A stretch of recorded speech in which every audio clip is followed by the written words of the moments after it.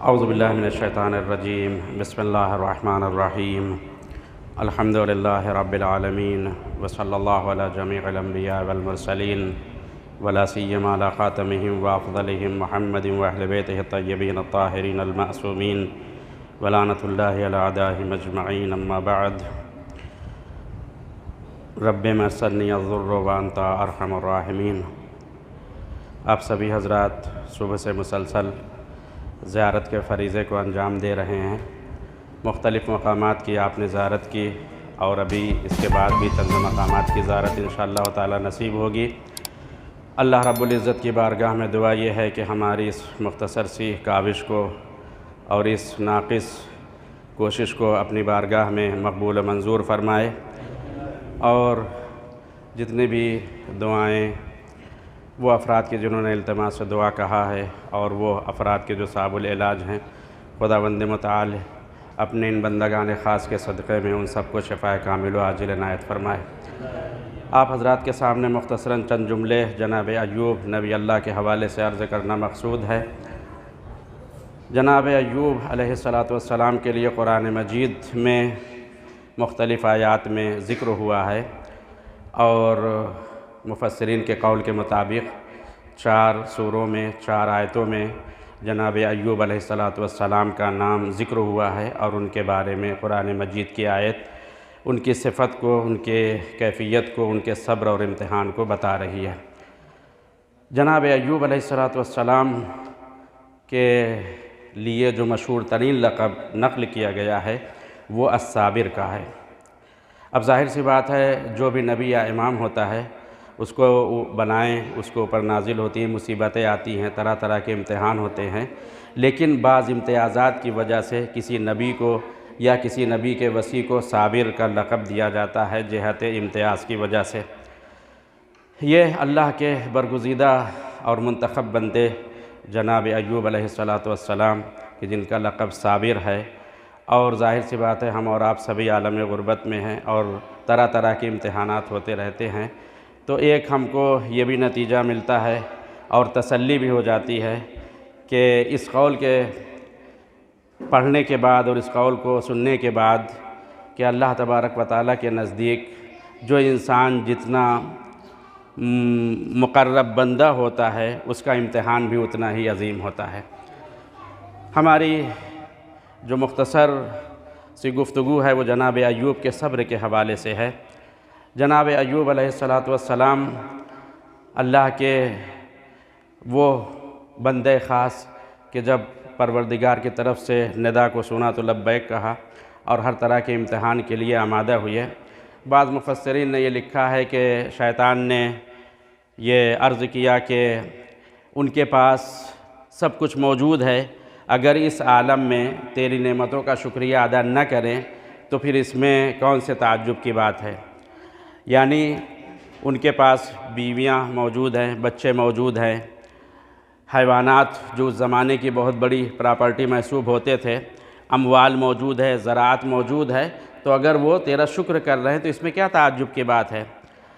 اللہ کی طرف سے جواب یہ ہوا کہ وہ میرا ایسا بندہ ہے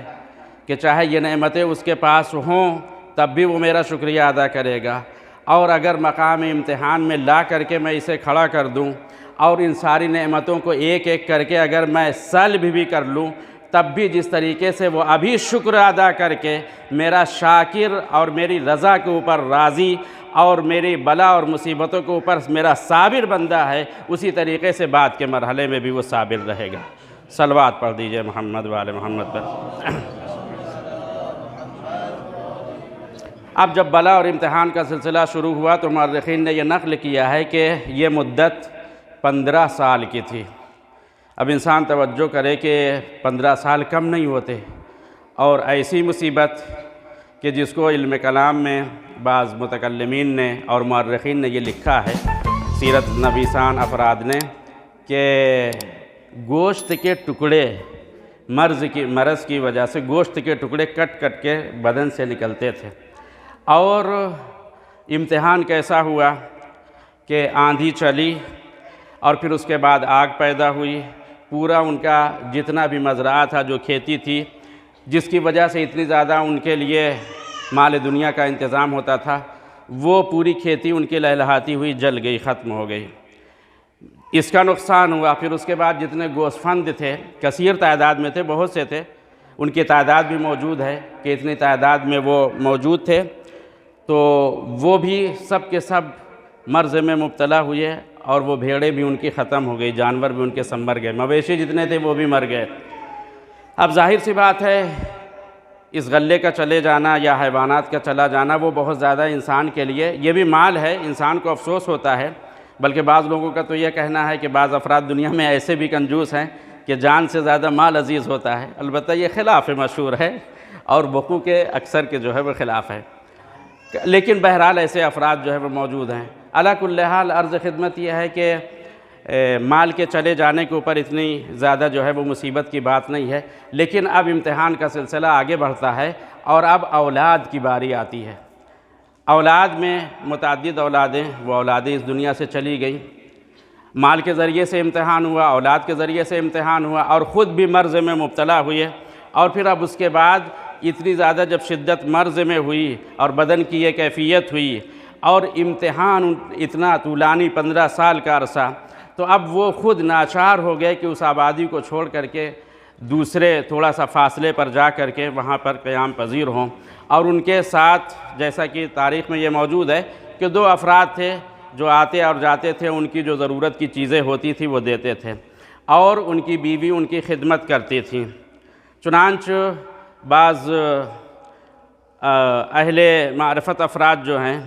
انہوں نے حدیث سے ماخوذ ایک جملہ کہا ہے، اور ہمارے ساتھ ہماری مائیں اور بہنیں بھی موجود ہیں، بچیاں بھی موجود ہیں، کہ جو طالب علموں کے ساتھ بہرحال ان کے ہم غم میں شریک ہیں اور دشواریاں اٹھا رہی ہیں اور طرح طرح کی مشکلات ان کے لیے ہیں۔ تو وہ جملہ جو مستفید ہے وہ یہ ہے کہ اگر کوئی خاتون اپنے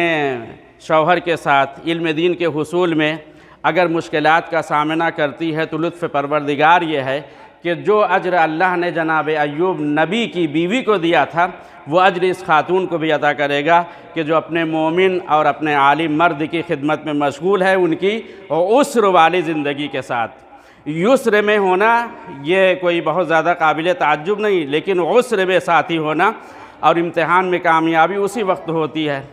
تو بہرحال عرض خدمت یہ ہے کہ بیوی نے ان کی اتنی خدمت کیا۔ اب جب یہ امتحان کا وقت تمام ہوا حکم خدا کے مطابق،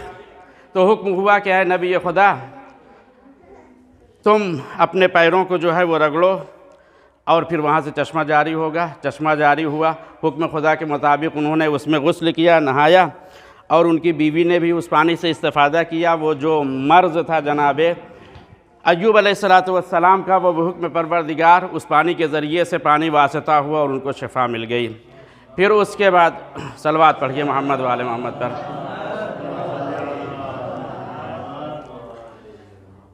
اب ان کی طبیعت اچھی ہے۔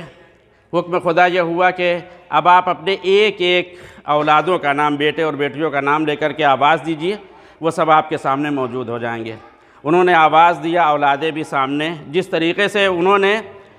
ان کو کھویا تھا اسی طریقے سے اللہ نے پلٹا دیا، تاکہ ان کی آنکھوں کی ٹھنڈک وہاں تک دوبارہ پھر پلٹ کر ان کو وہ حاصل ہو سکے۔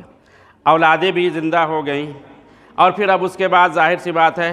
اب جب امتحان کا وقت ختم ہو گیا تو اموال بھی ان کے اسی طریقے سے واپس آئی۔ وقت ایسا آیا کہ خود بھی ٹھیک ہو گئے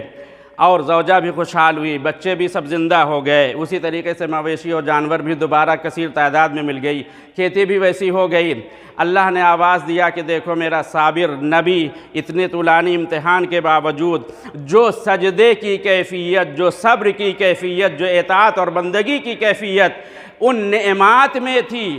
بے عین ہی، بغیر کسی کمی اور کوتاہی کے، وہی میرے اس صابر بندے کی کیفیت اس عظیم امتحان کے وقت بھی تھی۔ اس وجہ سے یہ صابر نبی کہلائے۔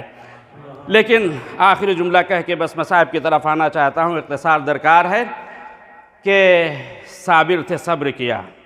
لیکن جتنی صبر کی جو کیفیتیں ہیں رسول خدا کے لیے ہیں وہ کسی کے لیے بھی نہیں ہیں۔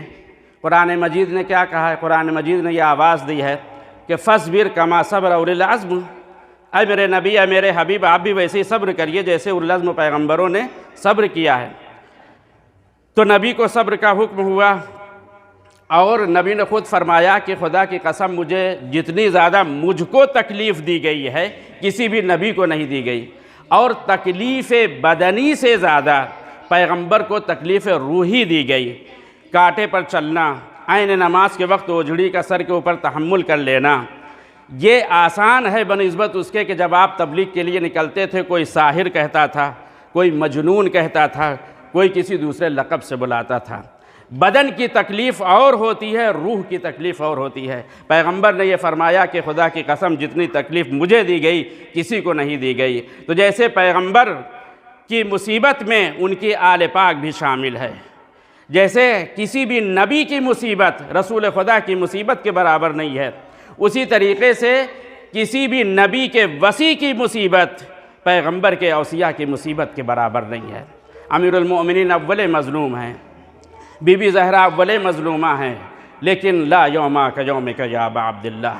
وہ مصیبت جو میدان کربلا میں تھی وہ عزیزان محترم کہیں پر نہیں تھی۔ جزاکم اللہ خیر الجزا۔ بس چند جملے اور آپ کی زحمت تمام۔ میں بہت ہی ادب و احترام کے ساتھ اپنے ہاتھوں کو جوڑے ہوئے نبی خدا کی بارگاہ میں عرض کرتا ہوں کہ اے نبی خدا، یقیناً آپ کا امتحان عظیم تھا، پھر اس کے بعد آپ کو نعمتیں مل گئیں، اور پھر جب آپ کی لقاء الہی کا وقت آیا، آپ اس دنیا سے گئے، تو اس وقت آپ کے ساتھ آپ کی اولادیں تھیں، اور بڑے ہی احترام کے ساتھ، بہت ہی عزت کے ساتھ آپ کو دفن کر دیا گیا۔ آپ کے لیے سارے مراحل بہت ہی آسان تھے، لیکن جانے قربان ہو جائیں سیدہ کے اس لال کے اوپر کہ جہاں پر 3 دن تک آپ کا لاشا اس کربلا کی جلتی ہوئی ریتی کے اوپر پڑا رہا، اور تمازت آفتاب جن کے لیے لبادے کا کام کر رہی تھی۔ بس عزادارو ذرا تصور کرے اس مرحلے کو کہ حسین ابن علی کا امتحان کتنا عظیم تھا۔ روایت میں یہ ملتا ہے، راوی یہ کہتا ہے کہ عصر عاشور کے وقت جب اتنی زیادہ دھوپ کی تپش تھی اور حسین ابن علی نے خنکی کو محسوس کیا، تو اب عزادارو زخم اتنے زیادہ بدن میں تھے کہ امام علیہ السلام کے لیے آنکھوں کو کھولنا اور آنکھوں کو بند کرنا بھی سخت تھا۔ لیکن اس وقت جب امام نے خنکی کو محسوس کیا تو ایک مرتبہ اپنے آنکھوں کو کھولا، اب کیا دیکھا کہ جبرائیل پر سے سایہ کیے ہوئے ہیں۔ ایک مرتبہ اشارہ کیا ہے جبرائیل یہ وقت امتحان ہے، اب ہٹ جاؤ، اب ہمارے اور خدا کے درمیان میں کوئی چیز حائل نہ ہو۔ بس عزادارو حسین ابن علی کے بھی جب سارے امتحانات تمام ہو گئے، ایک مرتبہ آواز آئی، یا ایتھا النفس المطمئنہ ارجعی الی ربک راضیۃ مرضیہ فادخلی فی عبادی وادخلی جنتی الا لعنۃ اللہ علی القوم الظالمین وسیعلم الذین ظلموا ای منقلب ینقلبون انا للہ و انا الیہ راجعون۔